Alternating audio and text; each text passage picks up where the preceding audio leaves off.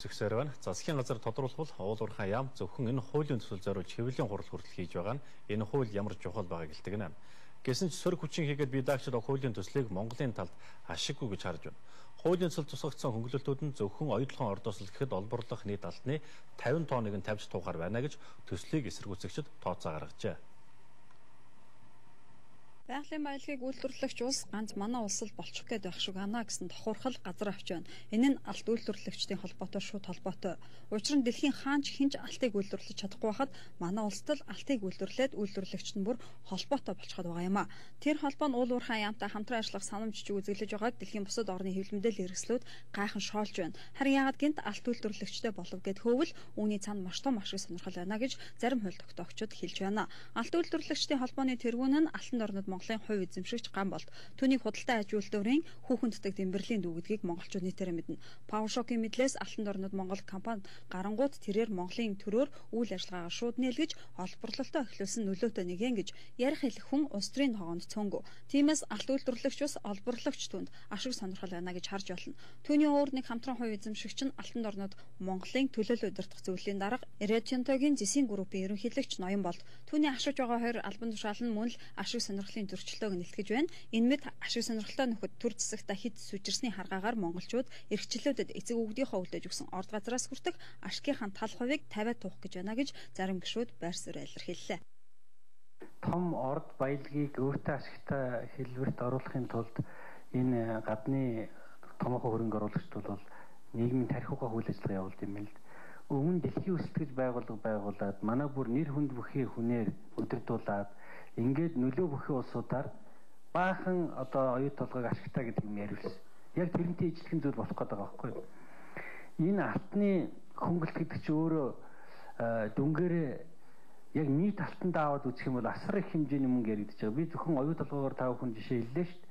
Одоо энэ жил эх жил орох гэж байгаа мөнгөнийхөө 40% бид нэр өгөх гээд байна шүү дээ. Нөөц ашигсныхаа төлбөрийн тийм сайхан сэтгэлтэй улсуу гэдэг. Тэгээ эн чинь тарих угаах үйл ажиллагаа биш шулуухан дэлээ. Тийм л юм зохион байгуулж ингэдэг юм л дээ.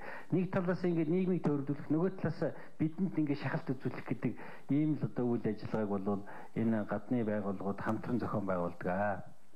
75% хөнгөлт өгч байгаа байхгүй. 75% хөнгөлт. Тэгэхээр ийм том хөнгөлт өгч байгаа.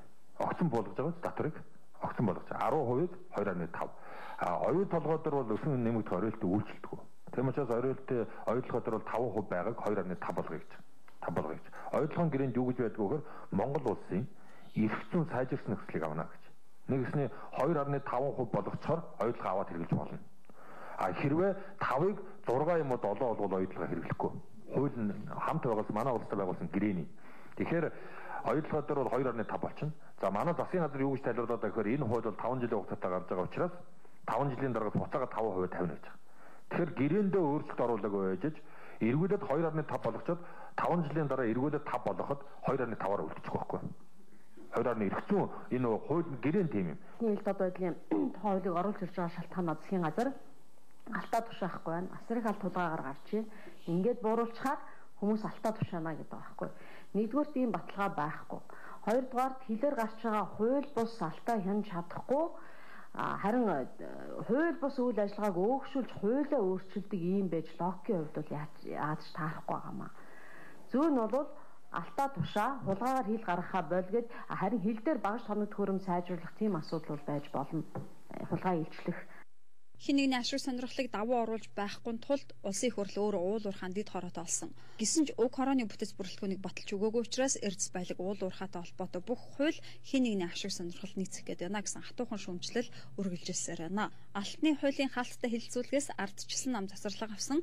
Учир нь тэд хууль бусаар гарч байгаа алт жилдээ 3-4 тонн байна. Үүнийг л ил болгох гэж хууль батлах шаардлагатай гэж байгаач мэргэжлийн байгууллагын хэлснээр жилдээ 400-500 кг алтал нууцаар хууль бус аргаар гарч байна гэсэн тэд зөрчилдөж. Ингээд 2 тооны хооронд гацсан тэд бантахтай завсарлага авчихад байгаа юмаа гэж улсын хурлын гишүүн Содбаатар онцлсныг мэдээний төгсгөлд тодтоглоо. Мэдээлэл хийгээд